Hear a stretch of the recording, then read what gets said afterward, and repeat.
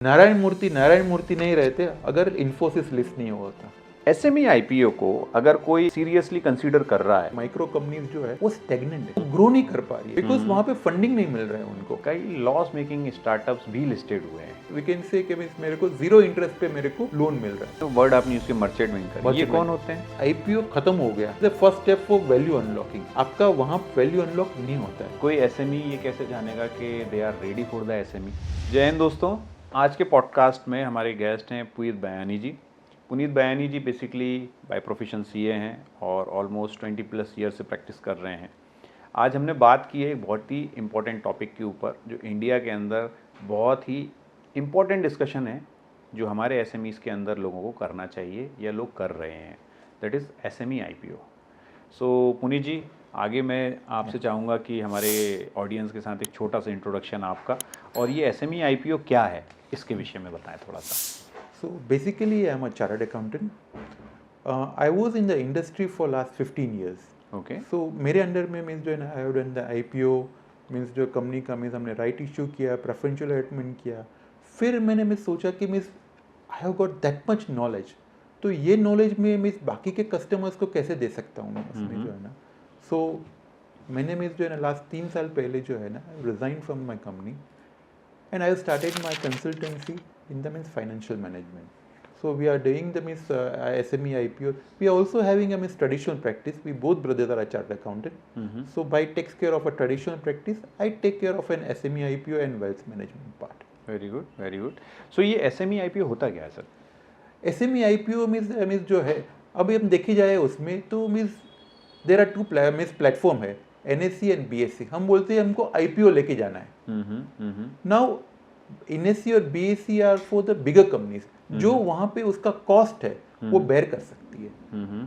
अभी जो छोटी कंपनीज जो है उसमें, तो छोटी कंपनी से फॉर एग्जांपल 50 करोड़ का टर्नओवर है उसमें, तो वो सब जो कंपनीज जो है उसमें they can't afford to go to the main board, तो वहाँ पे उसका खर्चा बहुत ज़्यादा आता है। तो गवर्नमेंट ने मिस जो है ना बाई 2020 13-14 से जो है ना SME प्लेटफॉर्म लेके आए। सो वहाँ पे छोटी कंपनीज जो SME में स्मॉल एंड MSME कंपनीज जो है वहाँ पे जाके लिस्ट कर सकती है। तो वहाँ पे उसका कॉस्ट स्ट्रक्चर बहुत कम है, और वहाँ पे within 5 to 6 month all the things are regular है उसमें, तो वो कंपनी वहाँ पे लिस्ट हो जाती है और they can get the funding also. वो बहुत अच्छा गवर्नमेंट ने ये लेके आए हैं फ्रॉम 2013 onwards। व्हाई, मतलब देखिए ट्रेडिशनल फंडिंग के बहुत सारे वेन्यूज अवेलेबल हैं, डेट अवेलेबल है, स्ट्रक्चर डेट अवेलेबल है, और असेट सेल करके कोई हमारी कैपिटल इंट्रोड्यूस कर सकता है। Why SME IPO, why? क्या है उसमें कि मीन्स जो है ना कंपनी को ग्रोथ करना है उसमें, तो बैंक लोन है या तो इज ए लिमिट है, उसके आगे मीन्स मेरे को ग्रोथ करना है तो मैं कहाँ जाऊँ मैं उसमें। If you see right now कि मीन्स बहुत सारी मीन्स MSME कंपनीज जो है, माइक्रो कंपनीज जो है वो स्टेगनेंट है, वो ग्रो नहीं कर पा रही है बिकॉज वहाँ पे फंडिंग नहीं मिल रहा है उनको। तो मैं कैसे लेके आगे बढ़ूँ उसमें, मेरे को फंडिंग तो चाहिए, फंडिंग के आगे तो मिस हो नहीं सकता है, लिमिट है मिस डेट फंडिंग वगैरह का।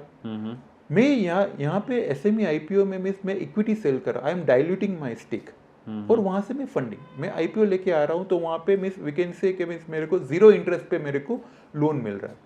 एक सिंपल सा क्वेश्चन मैं इसलिए आपसे जानना चाहूँगा कि how it is better than date?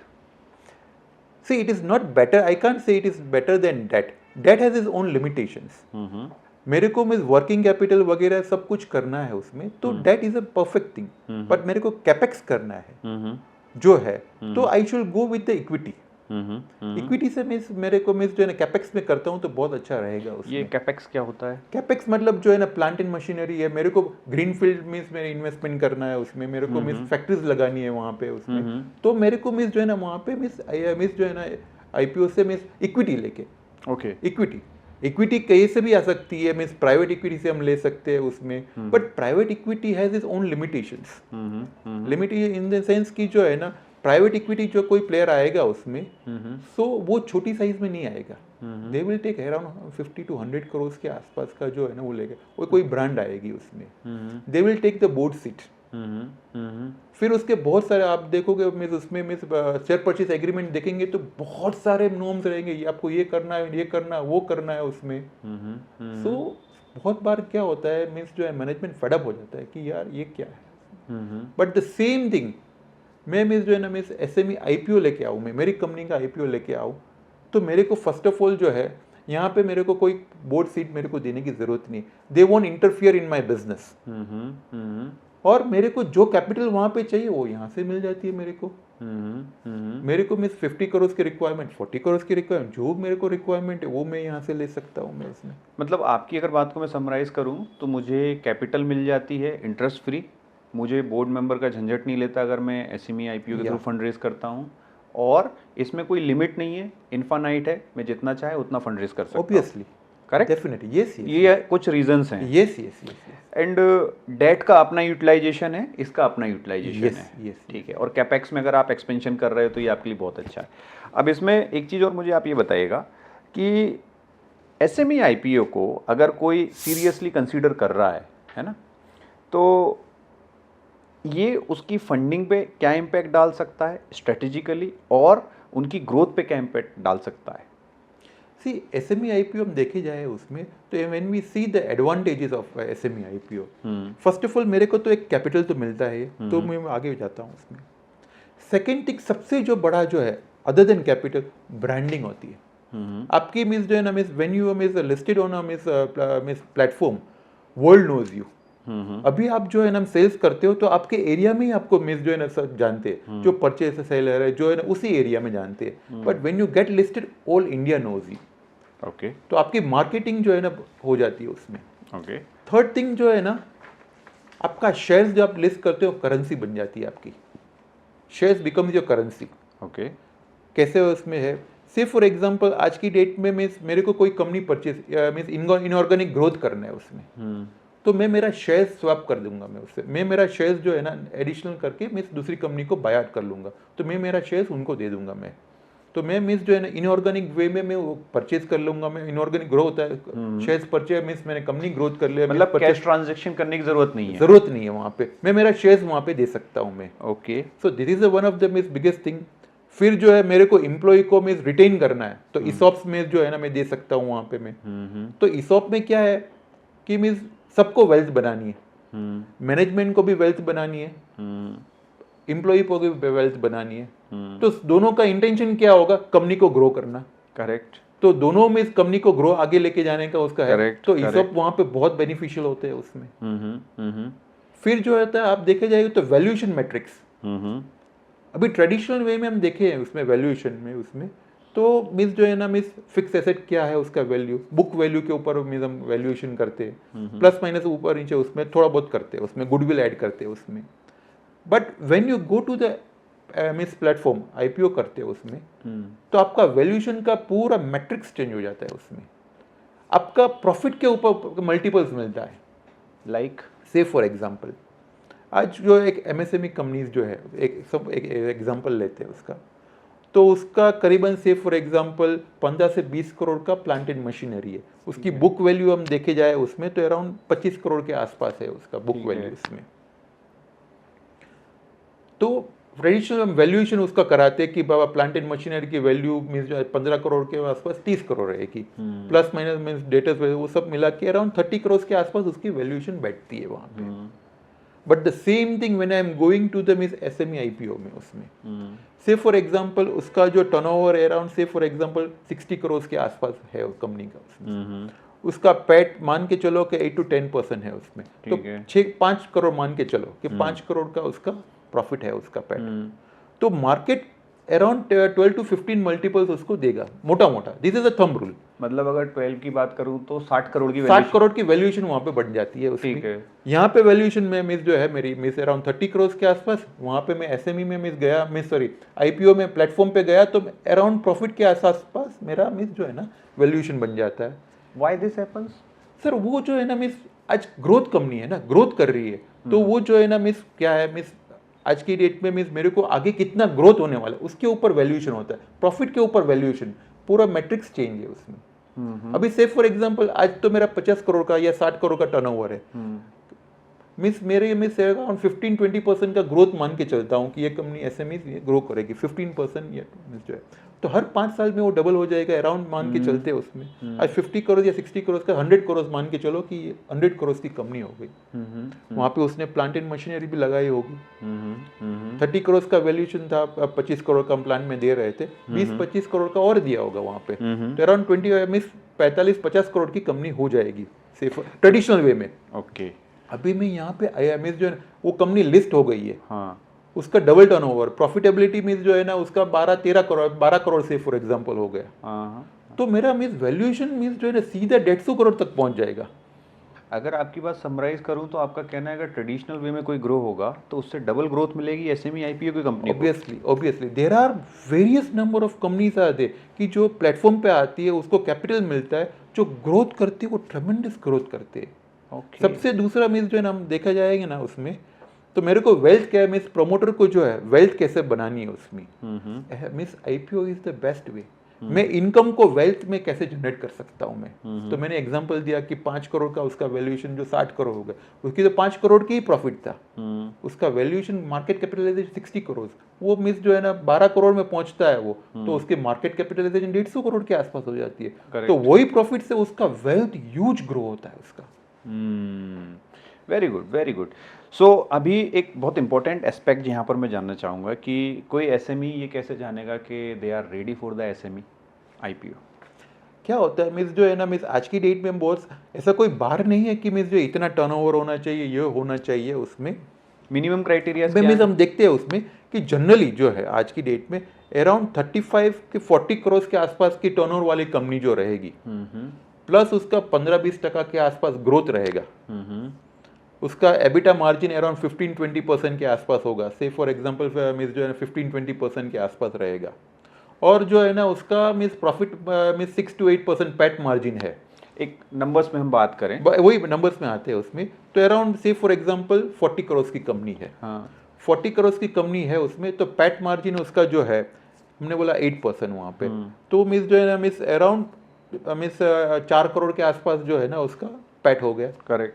तो उसका वैल्यूएशन मार्केट में आज जो है अराउंड मोटा करते हैं उसमें, तो अराउंड 50 करोड़ का वैल्यूएशन उसका मिस कंपनी का हो गया, almost 10 times, almost 10 to 12 times के आसपास जो है ना, तो 50 करोड़ का वैल्यूएशन। ये तो इंडस्ट्री वाइज वेरी करेगा या सेम रहता है? मोर और लेस मींस जो है ना मींस थंब रूल जो industry wise obviously it will vary, okay, industry vary, but thumb rule ऐसा देखे जाए उसमें तो around we can get around 12 to 15 multiple. हाँ दूसरी कोई इंडस्ट्री अलग है उसमें इतना मल्टीपल्स नहीं है वहाँ पे, तो कम रहेगा, बट थंब रूल के हिसाब से देखा जाए तो ऐसा है उसमें। तो आज में जो 50 करोड़ की कंपनी है, 50 करोड़ का वैल्यूएशन चल रहा है उसमें, तो अराउंड 25% उसको डाइल्यूट करना पड़ता है, मिनिमम ही हैज टू डाइल्यूट अराउंड, मतलब 26.25% रहता है उसमें, वी जो मींस राउंडिंग ऑफ करते 25% उसको डाइल्यूशन करना है उसमें। तो 25% मतलब आराम से वो वहाँ पे 15 करोड़ जो है ना वो उठा सकता है। अभी एक चीज़ और बताइए कि it is very common India में, एक आइडियल है धीरूभाई अंबानी, है ना, सब उनके जैसा बनना चाहते हैं, नारायण मूर्ति जैसा बनना चाहते हैं, टाटा जैसा बनना चाहते हैं। एसएमई आईपीओ और इन सब की ग्रोथ का क्या कनेक्शन है? देखो मिस कहने जाए मिस जो है ना, धीरूभाई अंबानी धीरूभाई नहीं रहते अगर रिलायंस लिस्ट नहीं हुआ होता। Okay, correct. नारायण मूर्ति नहीं रहते अगर इन्फोसिस लिस्ट नहीं हुआ होता। Correct. So this are the way means जो है ना, जब उन्होंने भी स्टार्ट किया था, हाँ मीन्स व्हेन द मीन्स जो है ना मीन्स इन्फोसिस का आईपीओ आया था उसमें, तो मीन्स इन 1990 to 93 में जो है ना, तो उनको मीन्स जो है मीन्स सब्सक्राइब नहीं हो रहा था वहाँ पे उनका शेयर्स। रियली? या दैट वाज द केस। तो merchant banker has to underwrite that thing, तो उन्होंने मीन्स पूरा मीन्स जो है अंडरराइट किया और वो आगे लेके आया वहाँ पे। ये एक ना वर्ड आपने यूज किया मर्चेंट बैंकर, ये कौन होते हैं? सी व्हेनेवर द मीन्स जो मीन्स क्या होता है कि मीन्स कंपनी को आईपीओ लेके जाना है उसमें, तो they first of all require merchant banker.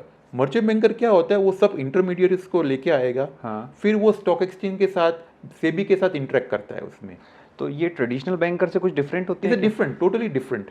Traditional banker मतलब बैंकिंग ट्रांजैक्शन होता है, ये मर्चेंट मतलब मैं आपको मिस जो है ना मैं स्टॉक एक्सचेंज साथ इंट्रोडक्शन कराता हूँ, उसके साथ लाइसेंसिंग मिस जो होता है, फिर सेबी के साथ जो है ना वो करते हैं उसमें। वी मीस एज अ मीस अनदर पर्सन, मर्चेंट बैंकर का लाइसेंस नहीं है सेबी रजिस्टर्ड जो है ना मिस, तो मैं मिस ये काम नहीं कर सकता मैं। अच्छा। So the means advisor is a different part. हाँ. But when I want to take the company to the IPO level, हाँ, so हाँ. I need a means SEBI registered merchant banker. Okay, good, carry on sir. फिर तो means ये है, तो means छोटी दे means ये सब बड़ी कंपनी है जो है, तो वो छोटी से ही स्टार्ट हुआ है। हाँ, जैसे हाँ. मैंने इन्फोसिस का नाम लिया उसमें, तो इन्फोसिस 70 रुपीज़ का जो है ना उनका IPO था। हाँ. तो one of the merchant banker उन्होंने मीन्स अंडरराइट भी किया था। हाँ. तो उसकी वैल्यू जो है ना 1 लाख रुपए, 70 रुपीज़ की 1 लाख रुपए हो गई थी उसमें। सो दे वांट अ ह्यूज, तो ऐसा पोटेंशियल रहता है उसमें जो है ना उसमें। वाह वाह वाह वाह। अभी ये तो हो गई बेनिफिट्स की बात जो बहुत कंपेलिंग लग रहे हैं, बट आप मुझे एक चीज़ ये बताइए कि अगर कोई IPO के बारे में सोच रहा है ना, तो इसमें कुछ ऐसे नॉन नेगोशिएबल्स होंगे जिनके ऊपर आई होप सो सेबी कोई भी कॉल नहीं लेती है या लिस्ट नहीं करती होगी। What are they? See first of all क्या रहता है उसमें कि मीन्स जो है ना मीन्स जब SME हम देखते हैं उसमें, तो SME में मीन्स सबसे बड़ा जो मीन्स जो प्रॉब्लम जो हम देखते हैं, क्योंकि हम बहुत सारे लोगों को हम मिलते हैं उसमें, तो माइग्रेन मीन्स जो है ना मीन्स दे खुद सब वही काम करते हैं। They doesn't want to delegate that thing. ये प्रमोटर के बारे में बात प्रमोटर में वो सब कुछ वो करेंगे उसमें जो है ना उसको, तो उसका जो है ना एक फियर फैक्टर रहता है मेरे को कि मिस जो है ना मिस मेरा सब ये पावर लूज नहीं होना चाहिए, ये सब होना नहीं चाहिए, उसका बहुत फियर फैक्टर रहता है। वाई? कि मिस आज कल उठ के मैं मिस जो है ना मैं लिस्ट कर दिया मेरी कंपनी, तो कोई थर्ड पर्सन आके मेरे को मिस सवाल पूछ सकता है कि मेरे रियली ऐसा होता है? ऐसा होता नहीं है, बट फियर फैक्टर है ना उसका कि मैं अगर लिस्ट कर दिया मेरे को, तो मिस ये कल उठ के मेरे को ये सवाल पूछेंगे, ये मिस होगा, ये मेरे को इन्वेस्टर को मैं क्या जवाब दूं। तो माइंडसेट चेंज करना जो है ना प्रोमोटर्स का बहुत जरूरी है। तो ये ट्रूथ है या मिथ है? इस मिस जो है ना मिस माइंडसेट चेंज करना इज अ ट्रूथ। प्रोमोटर्स का जो है ना मिस ये जो क्वेश्चनिंग को लेके प्रमोटर का माइंडसेट है कि कोई मेरी इंक्वायरी करेगा, ये करेगा, कुछ नहीं, is a myth, is a totally myth. ऐसा कुछ नहीं है उसमें। व्हेन यू आर वर्किंग आपका मिस कोई इश्यू नहीं है उसमें। आपका जो यू आर मिस आप जो है ना मिस क्वार्टरली आप रिजल्ट डिक्लेयर करते हो, आप पब्लिश करते हो, सब होता है उसमें। आप जो है ना आज की डेट में मैं बोलता हूँ मैं कि GST जो है, हम सब कुछ डॉक्यूमेंट हम अपलोड करते हैं उसमें। Each and everything goes through the miss जो है ना पूरी बैलेंस शीट वगैरह सब हम बला मिस प्रॉफिट एंड लॉस सब कुछ हो जाता है। कोई पूछता तो नहीं मिस, हाँ कोई इंक्वायरी आएगी तो वहाँ पे पूछेंगे। तो यहाँ पे भी आपको कोई इन्वेस्टर जो है उसमें कुछ उसको लगेगा तो पूछेगा, फाइन, इट्स AGM में वो पूछ सकते हैं उसमें, but there is no fear factor कि कोई उसको, उनको क्या लगता है कि अरे मेरा मिस जो कोई ऐसा पूछ लेगा, मेरा मिस कंट्रोल चला जाएगा। अच्छा, कंट्रोल चला जाएगा मिस जो है ना कैसा miss when you are diluting 25%, तो 75% तो आपके पास ही है ना। Correct. So there is no chance of आपके कोई कंपनी टेक ओवर कर लेगा, क्योंकि 51% से मिस मोर तो आप ही हो। हाँ हाँ हाँ हाँ। तो टेक ओवर का तो कोई चांसेस नहीं है उसमें। एक सर इसमें बड़ा इंपॉर्टेंट एंड इंटरेस्टिंग क्वेश्चन है जो थोड़ा हमारी टॉपिक से बाहर है। मैंने ऐसा सुना है या मेरा ऐसा सुनने में आया, कुछ लोगों से चर्चा हुई कि SME IPO के अंदर होता ये है कि SME IPO में शेयर्स ले लिए जाते हैं, फिर बैकडोर के थ्रू जो प्रमोटर्स हैं उनको ऑफर्स दिए जाते हैं, उनको बलगराया जाता है कि हम आपके शेयर को सर्टेन लेवल तक पहुंचा देंगे, फिर हम आपको ये कर देंगे, हम वो कर देंगे। तो पहला कितना ये सच है ये जानना है। सर देखा मीन्स जो है आपकी बात बिल्कुल सही है उसमें जो है ना, I won't deny that thing. जब मीन्स जो मार्केट में लिक्विडिटी, शेयर्स जो है ना लिक्विडिटी जो है, अब जो है ना मिस लिक्विडिटी को आप जो है ना मिस पकड़ लो। आप मार्केट में लिक्विडिटी नहीं रखते उसमें, क्योंकि जब SME IPO आता है उसमें तो नंबर ऑफ शेयर्स जो होते हैं वो बहुत कम होते हैं। तो वहाँ पे में और एक मिस एक पूरा कार्टेल जो है वो उसको पकड़ लेता है, तो डेफिनेटली वो सर्कुलर ट्रेडिंग करके वो जा सकता है उसमें। बट नाउअडेज सेबी का बहुत मिस वहाँ पे वॉच है उसमें, ऐसा वो होता है तो definitely they come miss to know उसमें, और वो आगे उसका मिस उसका प्रोसेस भी करते हैं उसमें। बट वट एवर यू से वो होता है उसमें, होता है। तो इस तरह की अगर कोई घटना किसी SME IPO के बिजनेस ओनर के साथ घट रही है तो वो क्या प्रोटेक्टिव मेजर्स उठा सकता है इसके लिए? ऐसा नहीं है कि मिस बिजनेस ओनर जो है ना वो भी इन्वॉल्व होता है उसमें मोस्टली। अच्छा, वो भी इन्वॉल्व होता है? ऑब्वियसली वो भी इन्वॉल्व होता है उसमें। तो इट्स अ मतलब कि मिलीजुली सरकार, ऑब्वियसली तो ही हो सकता है ना उसमें। बट समहाउ मान लीजिए कि पहला चीज तो क्या ये उसके फेवर में है? क्या होता है फेवर में मिस जो है ना मिस, इसलिए तो सेबी ने मिस जो है एलिजिबिलिटी क्राइटेरिया वगैरह जो है बहुत सारा अभी उन्होंने चेंज किया है कि लिक्विडिटी वगैरह का जो है मिस वो बहुत सारे चेंजेस उन्होंने किया है उसमें। बट या डेफिनेटली एज यू से कि मीन्स जो है ना मीन्स उसको लिक्विडिटी आगे जाके उसको जो है ना बहुत अच्छा रिस्पॉन्स भी मिलता है मार्केट से।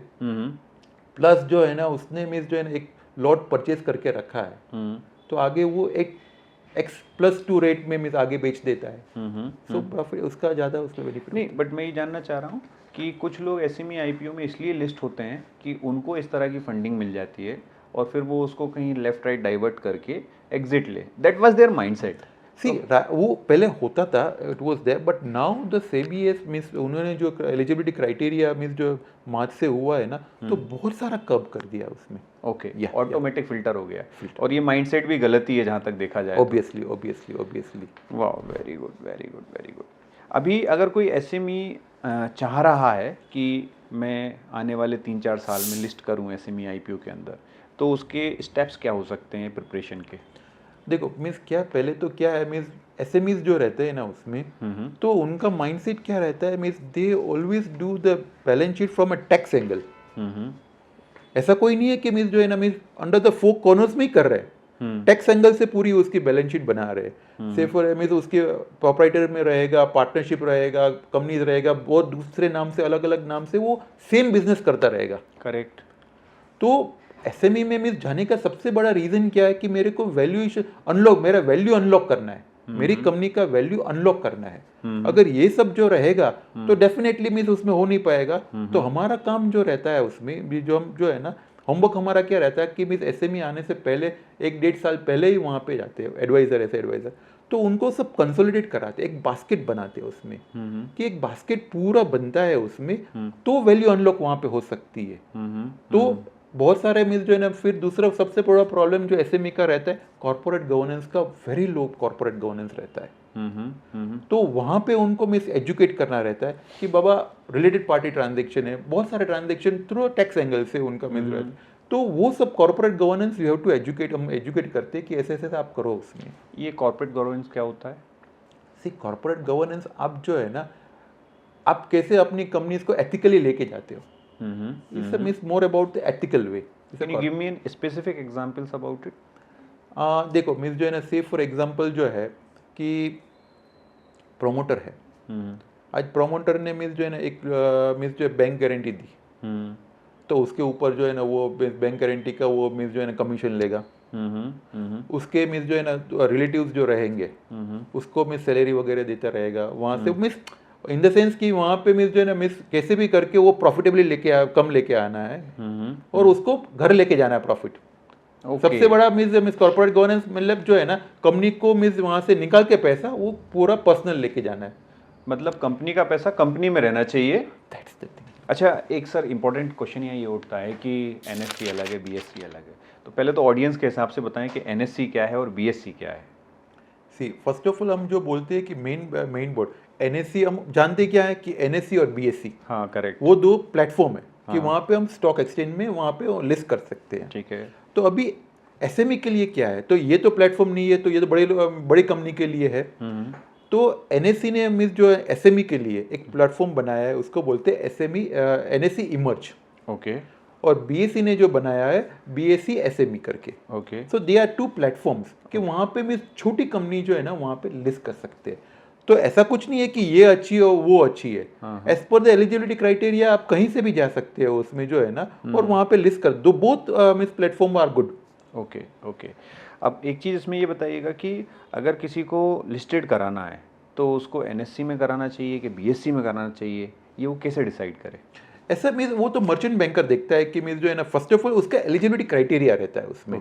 तो मीन्स जो है ना एलिजिबिलिटी क्राइटेरिया सेबी के मीन्स आईसीडीआर के नॉर्म्स के हिसाब से रहता है, फिर स्टॉक एक्सचेंज का मीन्स एलिजिबिलिटी क्राइटेरिया रहता है उसमें, प्लस जो कंपनीज है वो सब फॉलो करना पड़ता है उसमें। तो वो उस हिसाब से जो है ना merchant banker takes a call कि वहाँ पे उसको बेनिफिट है या यहाँ पे मीन्स जो एनएससी में बेनिफिट है या मीन्स बीएससी में बेनिफिट है। ये जो बेनिफिट आपने टर्म यूज़ किया, एक बिजनेस ओनर के दृष्टिकोण से अगर हम देखें तो क्या क्या बेनिफिट्स उसको देखने चाहिए आईपीओ में जाने से पहले कि यार ये चीज़ें मुझे ध्यान रखनी है? सी ध्यान रखनी इन द एलिजिबिलिटी क्राइटेरिया में क्या है, फर्स्ट ऑफ ऑल जो है ना उसके 3 साल जो है ना कंपनी के एग्जिस्टेंस होना चाहिए। ठीक है। प्लस जो है ना उसका मीन्स जो है ना मीन्स 2 में से मीन्स जो है ना 3 में से 2 साल जो है ना उसका 1 करोड़ से ऊपर प्रॉफिट उसका एबिटा होना चाहिए। ठीक है। प्लस उसका जो है ना ऑपरेटिंग कैश फ्लो मिस जो है ना 3 साल में से sorry 2 miss last year operating cash flow भी होना चाहिए उसका। फिर जो है ना उसका टेंजिबल एसेट 3 करोड़ के आसपास हो, 3 करोड़ के ऊपर होना चाहिए उसमें। उसकी नेटवर्थ होनी चाहिए उसमें। तो these are the basic criteria जो रहता है उसमें कि मीन्स उस हिसाब से जो है ना वो आगे बढ़ सकते हैं। अगर कोई एसएमई बहुत सक्सेसफुली माइग्रेट कर लिया, मतलब लिस्टेड हो गया है ना, ये मर्ज के अंदर एनएससी या बीएससी के अंदर, अब वो मेन बोर्ड पे जाना चाहता है, तो क्या पॉसिबल है? या मेन बोर्ड पे मीन्स कंपनी जा सकती है, but for that also there are criterias, eligibility criterias are there. What are they? First of all जो है ना उनको मिनिमम 3 साल जो है वो एसएमई प्लेटफॉर्म पे होना चाहिए। ओके। दूसरा जो है उसका पेड अप कैपिटल जो है वो 10 करोड़ के ऊपर होना चाहिए। ओके। तीसरा जो है उसमें नंबर ऑफ शेयर होल्डर्स का रहता है, अगर वो जो है मिस बीएससी पे है तो उसके मिनिमम जो है 250 नंबर ऑफ शेयर होल्डर्स होने चाहिए। ओके। यहाँ पे मिस इमर्ज में मिस जाते हैं तो अराउंड 1000 होना चाहिए। ओके। फिर नेटवर्थ का देखते हैं उसमें, तो नेटवर्थ में मिस जो है ना मिस बीएससी पे जो है अराउंड 25 करोड़ है उसमें, एनएससी का 50 करोड़ का है उसमें। ओके। तो ये सब क्राइटेरियाज जो है उसमें, तो ये फॉलो मिस अगर होता है then you have to take a miss जो है ना बोर्ड मीटिंग जो है उसका लेना पड़ता है, ईजीएम में वो पास कराना पड़ता है। फिर जो है ना मिस ये उसका एक फॉर्म रहता है मिस जो फाइल करना पड़ता है, मिस जो है ना वो आगे कर सकते हैं फिर उसमें। जनरली कितना टाइम लगता है कंपनी को लिस्ट होने में? See already they are in the listed on SME platform पे, तो लिस्ट ही है उसमें। मैं बात कर रहा हूँ वो अभी एनएससी पे लिस्टेड नहीं है, फर्स्ट टाइम लिस्टेड होने जा रहा है। तो वही प्लेटफॉर्म तो मिस जो है ना from the SME platform to the main board platform, तो जनरली मिस मिस जो है ना मिस शेड्यूल्स अप्रूवल आ जाती है तो within 2 to 3 months they can miss migrate to the main board. Main board पे जा सकते हैं, बट अगर कोई जीरो से एसएमई इमर्ज में ही उसको बोर्ड होना है ना, आईपीओ में जाना है, तो उसमें कितना टाइम लगेगा तकरीबन? देखो एसएमई आईपीओ में जो है ना करना रहता है उसको, तो जनरली 5 to 6 months में फ्रॉम आइडिया टू लिस्टिंग आपके बैंक अकाउंट में पैसा आ जाता है। 6 महीना मान के चलो, 5 से 6 महीने। एक इम्पॉर्टेंट क्वेश्चन सर, जैसे अभी आपने क्राइटेरिया बताया कि प्रॉफिट मेकिंग होनी चाहिए, है ना, सर्टेन कैपिटल होनी चाहिए, सर्टेन प्रॉफिट मार्जिन, प्रमोटर की शेयर होल्डिंग, कई लॉस मेकिंग स्टार्टअप्स भी लिस्टेड हुए हैं जो मिस जो है ना मिस वो स्टार्टअप्स वो अभी जो है ना मिस जो क्राइटेरियाज जो है ना तो एसएमई प्लेटफॉर्म पे वो अभी कर नहीं सकते उसमें जो है ना। तो वो लोग कहाँ लिस्ट हुए हैं फिर? वो मेन बोर्ड पे हुआ है। तो मेन बोर्ड पे ऐसा पॉसिबल है? इसमें भी पॉसिबल रहा है मिस जो है ना मेन बोर्ड पे, उसमें मिस मेन बोर्ड में भी देर आर डिफरेंट क्राइटेरियाज आ जाए कि वहाँ पे मिस क्यूआईपी का पोर्शन ज़्यादा हो जाता है उसमें। लॉस मेकिंग है तो क्यूआईपी जो है ना इंस्टीट्यूशंस मतलब जो है ना क्यूआई मतलब सॉरी इंस्टीट्यूशंस ज़्यादा होना चाहिए वहाँ पे। तो क्योंकि क्या है लॉस मेकिंग है तो मिस जो है ना इंडिविजुअल जो मिस जो है ना जो पढ़ सके उसकी बैलेंस शीट, इंस्टीट्यूशंस वगैरह जो रहते हैं उसमें तो पढ़ सकते, they can take the decisions, वहाँ पे उनका परसेंटेज जो है ना वो ज़्यादा रहता है तो ही कर सकते हैं वो वहाँ पे मेन बोर्ड पे भी। मतलब उसकी certain criteria obviously they are different criteria are there. वाह वाह वाह।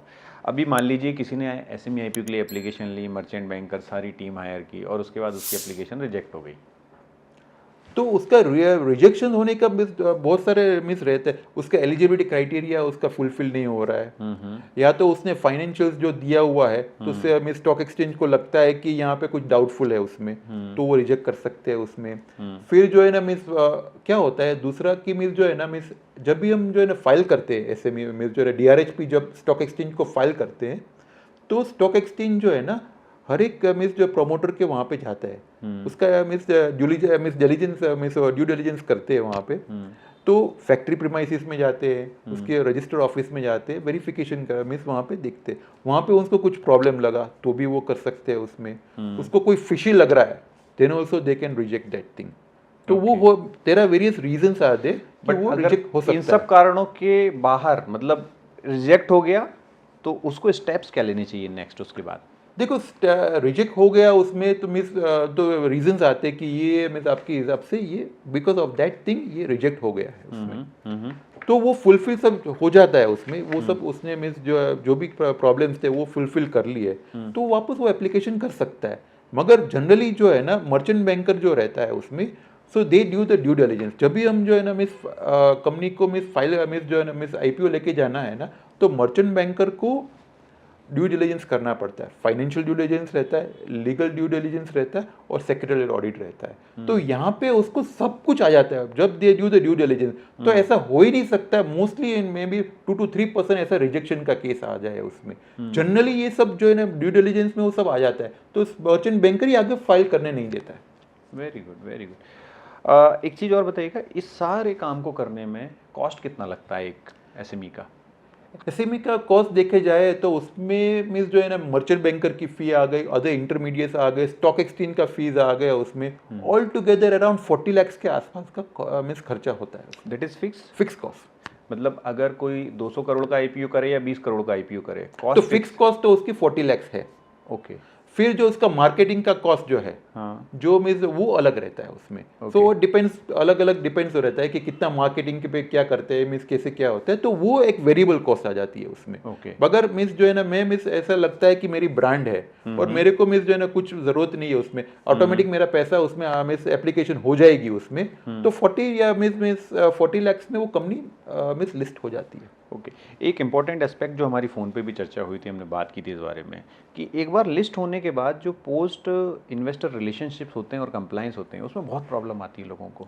देखो कंप्लाइंस जो मीन्स देखा जाए उसमें तो कंप्लाइंस बहुत हो गया, वो मिथ है। आज की डेट में, पहले भी हमने बात किया कि जीएसटी आ गया, तो एवरी मंथ मेरे को मैं सब जो purchase sales everything I need to maintain. Correct. मेरे को उसका रिटर्न फाइल करना है उसमें, जीएसटी रिटर्न फाइल करना है उसमें, तो ऑटोमेटिकली मेरा means profit and loss account तो बन ही रहा है मेरा। तो क्वार्टरली रिजल्ट डिक्लेयर में करने में मीन्स मेरे को तो कोई इश्यू ही नहीं है उसमें, क्योंकि ऑलरेडी मैं बना रहा हूं मैं उसमें। एंड एसएमई को तो मीन्स 6 मंथ का है, दे हैव टू मीन्स उसको जो रिजल्ट डिक्लेयर करने का 6 मंथ का, but as a means good corporate government जो है ना मीन्स दे कैन क्वार्टरली भी वो लिस्ट कर सकते हैं, मीन्स रिजल्ट डिक्लेयर कर सकते हैं। तो फर्स्ट ऑफ ऑल वो एक मिथ है कि मीन्स मेरे को बहुत सारा कंप्लाइंस, वो कंप्लाइंस कुछ नहीं है उसमें। ये आप जो कर रहे हो जीएसटी, तो आगे आपको मीन्स रिजल्ट डिक्लेयर करना है। ठीक है। दूसरा हो गया कि मेरे को, अरे बाबा मेरे को मीन्स जो है ना ये सेक्रेटरी का मीन्स ऑडिट का मीन्स ये कंपनी सेक्रेटरी हायर करना पड़ेगा, वो करना पड़ेगा। तो ठीक है, एक सेक्रेटरी आपने मीन्स कंपनी सेक्रेटरी हायर किया, अभी आप एक डिसिप्लिन है। पहले क्या होता था कि मीन्स जब लिस्ट नहीं होता था तो साल में एक बार ही बैलेंस शीट बनता है। मार्च का बैलेंस शीट जो है मीन्स सितंबर तक चलता है उसमें। अभी जो है ना आप व्हेन यू गेट लिस्टेड, तो आपको मीन्स एक सीमित दायरे में आपको मीन्स जो है ना रिजल्ट डिक्लेयर करना रहता है। तो वहाँ एक डिसिप्लिन आ गया, आपको विद इन दिस डेट आपको 45 डेज जो रहता है वो क्वार्टरली रहता है, फिर जो है ना आपका ईयरली विद इन 60 डेज आपका हो जाता है। तो एक डिसिप्लिन आ गया। फिर आप जो है ना मीन्स कोई डिसीजन लेते हो, बोर्ड मीटिंग करते हो, तो you have to inform to the stock exchange. पहले मेरे को बताना पड़ता है कि हम ये जो है ना बोर्ड मीटिंग करने वाले फॉर दिस पर्पज, और ये हमने बोर्ड मीटिंग कर लिया, जो डिसीजन है we have to inform to the stock exchange. So एक डिसिप्लिन आ जाता है उसमें। सो कंप्लाइंस बहुत ज़्यादा बढ़ गया इज अ मिथ। ओके। ये जो इन्वेस्टर रिलेशंस हैं, इसमें क्या क्या कॉमन इश्यूज आते हैं? See investor relation is not an issue, means जो है ना मीन्स वो तो मीन्स गुड गवर्नेंस है। इन्वेस्टर रिलेशन क्या होता है कि आज आप देखो जाएगा उसमें, तो there are more than 6000 plus companies listed on a stock exchange. अभी फंड मैनेजर को टाइम नहीं है सब कंपनीज देखने का उसमें। तो there are hardly concentrated maybe for means top 500-600 companies में वो कॉन्सेंट्रेटेड ज़्यादा रहता है। तो बाकी की कंपनीज जो रहती है उसमें, तो क्या वो अच्छी नहीं है? They can be jam out of that thing, मगर अवेयरनेस नहीं है, किसी को पता नहीं रहता है ना उसमें। तो इन्वेस्टर रिलेशन का जो काम रहता है उसमें, तो वो क्या करते हैं कि मीन्स जो है ना मीन्स इन्वेस्टर वेदर मीन्स पूरा मीन्स जो इन्वेस्ट किया है या तो कोई करने वाला रहता है, तो उसके लिए वो मीन्स ब्रिज बन जाते हैं उसमें। तो इन्वेस्टर का इन रिलेशन जो है ना एक बहुत बड़ी मीन्स जो है ना टीम रहती है। बड़ी कंपनी में एक बड़ा डिपार्टमेंट रहता है इन्वेस्टर रिलेशन का। छोटी company they can't afford that thing, so they means outsource this investor relation to a third party. वो थर्ड पार्टीज कौन होते हैं जनरली? तो वो जनरली क्या रहता है कि मीन्स जो है ना वो उनके पास पूरा नेटवर्क रहता है। HNIs रहता है मीन्स, या तो मीन्स जो है ना मीन्स HNIs में मीन्स है, फिर ब्रोकिंग फर्म है, इंस्टीट्यूशन के साथ पूरा नेटवर्क है।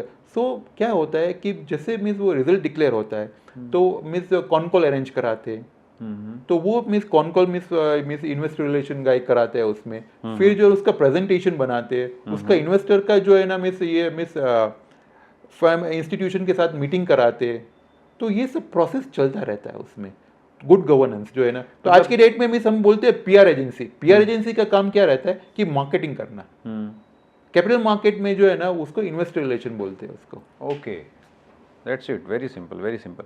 अब एक चीज़ आप मुझे बताइएगा कि आपके पास पैसा आ गया, आप लिस्टेड हो गए हो, नाउ व्हाट टू डू? देखो मिस जो है ना, आईपीओ जब आता है ना उसमें, तो आईपीओ खत्म हो गया is a first step for value unlocking. आपका वहाँ वैल्यू अनलॉक नहीं होता है, आगे आपका वैल्यू अनलॉकिंग होता है उसमें। मैंने पहले एग्जांपल लिया था कि से फॉर एग्जांपल एक 50 करोड़ की कंपनी है, 50 करोड़ मिस 50 करोड़ का मार्केट कैपिटलाइजेशन है उसका, तो 15 करोड़ उसने मार्केट से उठाया, 5 करोड़ का अराउंड 5 करोड़ का उसका मिस उसका प्रॉफिट था। अभी ये कंपनी जो है आगे मिस जो है ना मिस 10 करोड़ का प्रॉफिट करती है, तो उसका वैल्यूएशन में भी अराउंड 100 to 125 करोड़ हो जाता है उसमें। करेक्ट। आगे जैसे जैसे वो बढ़ती है तो वेल से फॉर एग्जाम्पल 20 करोड़ का प्रॉफिट हो गया over a period of time, तो उसका वैल्यूएशन वो भी ज़्यादा बढ़ता रहता है। हाँ। तो वैल्यू अनलॉकिंग वो है, this is the value unlocking. आज जो प्रोमोटर्स जो है उसका जो है ना सबसे ज़्यादा वेल्थ वहाँ से क्रिएट होता है उसमें, थ्रू वैल्यू अनलॉकिंग के थ्रू। हाउ मच टाइम, इसमें कितना टाइम लगेगा तकरीबन टेंटेटिवली? से ऐसा कुछ नहीं है कि टाइम लगा, जैसे कंपनी ग्रो होती है उसकी जो है मार्केट कैपिटलाइजेशन बढ़ती रहती है उसमें। फिर भी एक rough timeline we can't timeline for that thing. Company जो ग्रो करती है तो 2 साल में भी एकदम बड़ी बन जाती है उसमें, 5 साल में ग्रो करती है तो 5 साल उसी प्रॉफिट के देखो सबसे एंड में क्या आता है, कंपनी का प्रॉफिट क्या है। अगर कंपनी ने अच्छा प्रॉफिट कर रहा है तो market will give you more valuation. आज जो 15 का मल्टीपल है वो 20 का देगी, उसका ग्रोथ भी है, तो उस हिसाब से वो मिस चलता रहता है आगे। वाह sir, do you read books?